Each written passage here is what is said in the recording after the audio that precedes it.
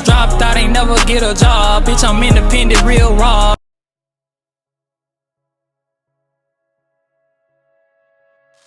Right, so target's right there for the 4 hour, and then let's see what where the daily would be if it got there.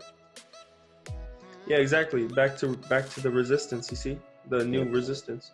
But yeah, overall, I do like the bullish look on this pair for now. You can see like that. Yeah, I see that. The trend line, boom. And yeah, so overall bullish move from current price. Stop loss would be under that low, right here. Let's go from what current price is at.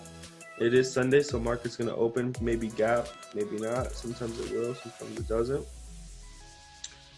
Targets would be here, so 220 pips, and you're risking about right under about 52. So I mean, it is a good risk to reward. Almost, it's 4 to 1.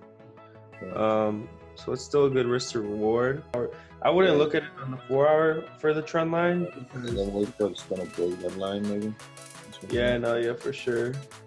Good opportunity. So we'll just update it next week on this one, and we'll go from there. Yeah. Sound good? Sounds good, man.